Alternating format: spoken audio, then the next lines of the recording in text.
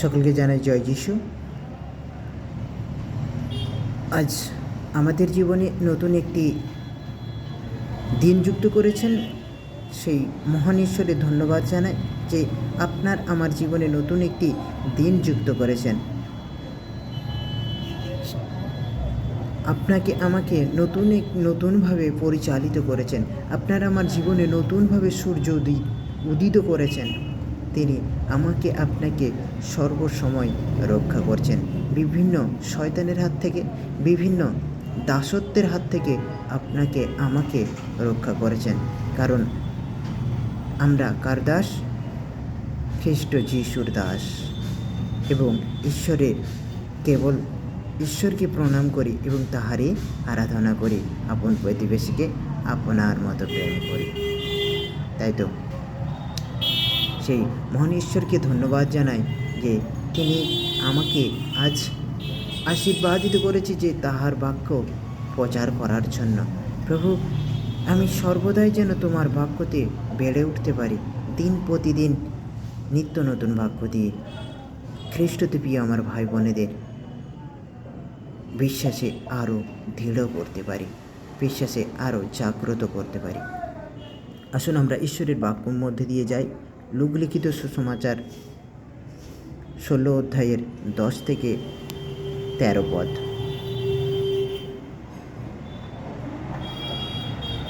যে ক্ষুদ্রতম বিষয়ে বিশ্বস্ত সে প্রচুর বিষয়েও বিশ্বস্ত, আর যে ক্ষুদ্রতম বিষয়ে অধার্মিক সে প্রচুর বিষয়েও অধার্মিক।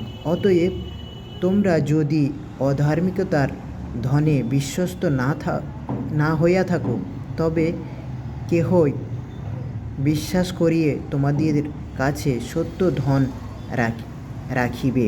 আর যদি পরের বিষয়ে বিশ্বস্ত না হইয়া থাকো, তবে কেহ তোমাদের নিজ বিষয়ে তোমাদিগকে দেবেন।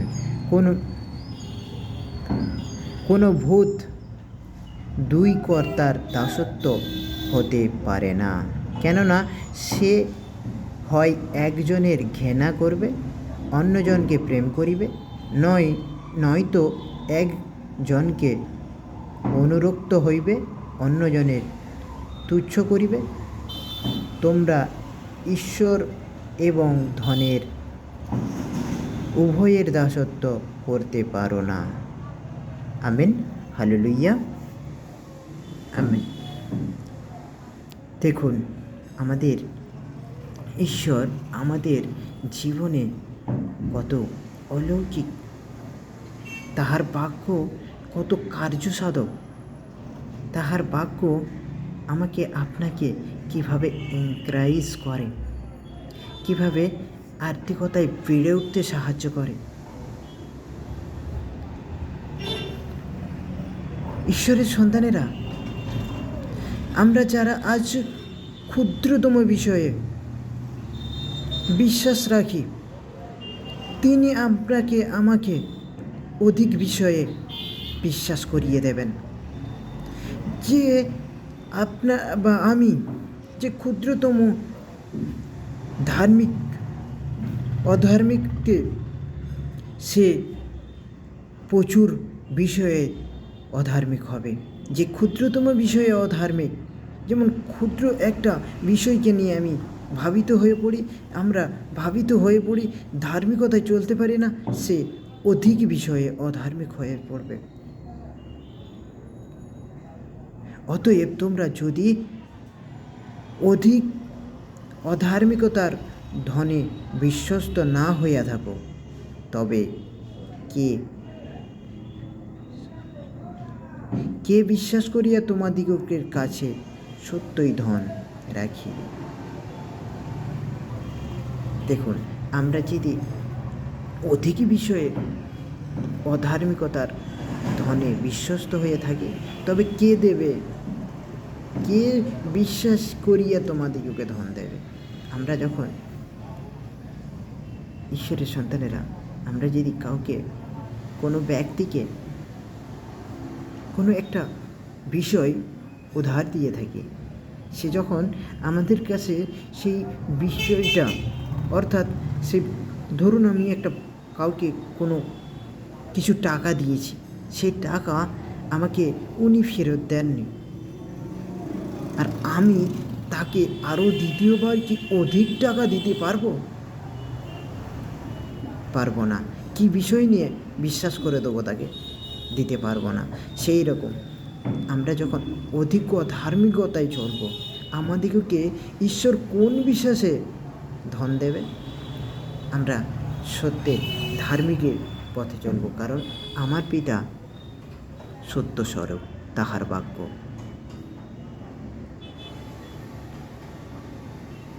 দেখুন এখানে 13 পদ কি বলছেন, কোনো ভূত দুই কর্তার দাসত্ব করতে পারে না। দেখুন ঈশ্বরের বাক্য কতটা আমাদের জীবনের কার্য সাধক। কোনো ভূত, তিনি এইভাবেই করেছেন যে কোনো ভূত দুই কর্তার দাসত্ব করতে পারে না। হ্যাঁ, তো আমরা কখনো মনিব আর চাকরের দুজনের দাসত্ব হতে পারি না, কারণ কখনো হয়তো মনিবকে অধিক পরিমাণে প্রেম করব, কখনো হয়তো সেই চাকরকে অধিক পরিমাণে প্রেম করব, কখনো মনিবকে ঘেন্না করব, কখনো চাকরকে ঘেন্না করব। সেরকম তোমরা ঈশ্বর ও ধনের উভয়ের দাসত্ব করতে পারো না। হালেলুয়া, আমিন। ঈশ্বরের বাক্য বলছেন তোমরা ঈশ্বরের ও ধন উভয়ের দাসত্ব করতে পারো না। কেউ যদি আমি ভাবি যে আমার ধনের প্রয়োজন, অধিক টাকার প্রয়োজন, অধিক বাড়ি গাড়ি, এটা ওটা ঐশ্বর্যের প্রয়োজন, আমার ঈশ্বরের প্রয়োজন, দুটো কিন্তু দাসত্ব করা যায় না। আমরা সেই মহান ঈশ্বরের দাসত্ব হব, কারণ আমারই পিতা এলে আমার ধনও আসবে, আমার গাড়িও আসবে, আমার বাড়িও আসবে, সব কিছু আপনা আপ চলতে চলতে আমার কাছে এসে পৌঁছাবে। সেই মহান ঈশ্বরের দাসত্ব হব, মহান ঈশ্বরের দাস হব, তাহার আজ্ঞা সকল পালন করব, তাহার অনুগামীতে চলব। তিনি আমাকে আপনাকে তাহার অমূল্য রক্ত দিয়ে ক্রয় করেছে, এবং তিনি আপনাকে আমাকে তাহার রক্ত দিয়ে সুচিকৃত করেছেন, তাহার রক্ত দিয়ে আরোগ্যতা দিয়েছেন, তাহার রক্ত দিয়ে আমাকে আপনাকে এই জগৎ থেকে আলাদা করেছেন। ঈশ্বরের সন্তানেরা সেই মহান ঈশ্বরের দাসত্ব আমরা হব। আসুন ঈশ্বরের প্রার্থনা করি। পবিত্র পবিত্র বাহিনীগণের সদা প্রভু, তোমায় ধন্যবাদ জানাই প্রভু। আমরা যেন এই ধনের দাসত্ব না হই প্রভু। ধন আমাদেরকে কিছু দিতে পারে না প্রভু। আমরা নিঃশক্তি অবস্থায় এসেছি এই পৃথিবীতে প্রভু, শক্তিহীন অবস্থায় যাব প্রভু। আমরা বুদ্ধিহীন অবস্থায় এই পৃথিবীতে এসেছি, বুদ্ধিহীন অবস্থায় আমরা এই পৃথিবী থেকে যাব প্রভু। আমাদের তখন কোনো ধন দৌলত থাকে না প্রভু, আমাদের যাওয়ার সময়ও কোনো ধন দৌলত থাকবে না প্রভু। আমরা যেন সেই মহান ঈশ্বরের দাসত্ব হতে পারি প্রভু, যে ঈশ্বর আমাকে আপনাকে প্রেরণ করেছে এই জগতে, যেন আমরা তাহার কার্য করতে পারি প্রভু। ও প্রভু, তুমি সেইভাবে আমাদিগকে গড়ে তোলো প্রভু। আমাদের মাথার চুল থেকে পায়ের নখ পর্যন্ত তুই রক্ষণাবেক্ষণ করো প্রভু। আমরা যেন সর্বদাই ঈশ্বরের পথে চলতে পারি, ঈশ্বরের আরাধনা করতে পারি, ঈশ্বরের সুসমাচার প্রচার করতে পারি, ঈশ্বরের কার্য সকল সাধক করতে পারি প্রভু। প্রভু, তোমার বাক্য বলে প্রভু, যে কেহ আমাতে বিশ্বাস করে, খ্রিস্ট যিশুতে বিশ্বাস করে, সে আমার প্রেরণ কর্তার উপর বিশ্বাস করে, যিনি আমাকে প্রেরণ করেছে। অর্থাৎ প্রভু, তুমি আমাদিগকে প্রেরণ করেছো প্রভু, যেন এই সমাজের যারা অবিশ্বাসী রয়েছে, তারা এই সাক্ষ্য দ্বারা, এই বাক্য দ্বারা, এই স্তবগানের দ্বারা, আমাদের পরিবর্তনের দ্বারা তুমি আমাদিগকে পরিবর্তন করেছো প্রভু তোমার বাক্যতে। আমাদের পরিবর্তনের দ্বারা তারা যেন ঈশ্বরের বিশ্বাসী হয়ে উঠতে পারে প্রভু। তারা যেন আজ সত্য ঈশ্বরকে খুঁজে পায় প্রভু। যারা এখনও সত্য ঈশ্বরকে সেই মূর্তির পেছনে খুঁজছে প্রভু, তারা যেন সেই জীবিত কার্যসাধক ঈশ্বরকে পায় প্রভু। ও পবিত্র আত্মা, এই মুহূর্তে প্রভু প্রত্যেকটি সন্তানকে প্রভু, তুমি বলেছো প্রভু, তোমার বাক্য বলে প্রভু যে 100টি মেষের মধ্যে একটি মেষ হারিয়ে গেলে সেই মেষকে খুঁজে নিয়ে এসে তুমি স্বর্গে আনন্দিত হও প্রভু। আনন্দ উল্লাসে মেতে ওঠো প্রভু। সেই যারা আজ ঈশ্বরের থেকে হারিয়ে গেছে প্রভু, যেই আত্মা হারিয়ে গেছে প্রভু, সেই আত্মাকে ঈশ্বরের পথে যেন নিয়ে আসতে পারি প্রভু। ঈশ্বরের পথে যেন নিয়ে এসে আমরাও সে স্বর্গে আনন্দিত করি প্রভু, আনন্দিত হই প্রভু। স্বর্গে যেন আমরা এক হয়ে থাকতে পারি প্রভু। প্রভু, ও প্রভু, তুমি প্রত্যেকটি আত্মাকে তাদের সত্যের জিনিসগুলো দেয় প্রভু। তুমি সব মনুষ্যের আত্মা এক করেছে, কিন্তু সকলের মন এক হয় না প্রভু। সকলের মনকে এক করো প্রভু, তাদেরকে সুচিকৃত করো প্রভু।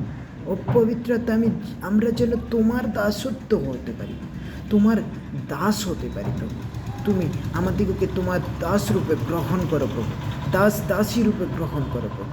আমার বিশ্বাস পবিত্র আত্মা, এই মুহূর্তে তুমি আমার প্রার্থনা শুনলে, আমার প্রার্থনা রইল, বিশ্বাস রইল, আমার প্রার্থনা বিশ্বাসযোগ্য প্রার্থনা আমার ত্রাণকর্তা মুক্তিদাতা নাসরিত খ্রিস্ট যিশু নামেতে চাই প্রভু, তুমি শুনলে আর গ্রাহ্য করো।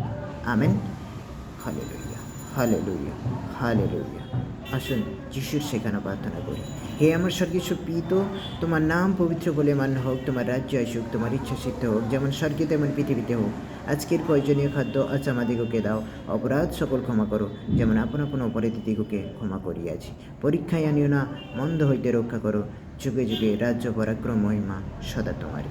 সর্বশক্তিমান প্রেমময় ঈশ্বর, আজ থেকে তোমার আসার দিন পর্যন্ত প্রভু তোমার খ্রিস্টের প্রেম প্রতি ভালোবাসা সকলের সহবর্তিত হোক। Hallelujah, hallelujah, hallelujah, hallelujah, hallelujah. Amen.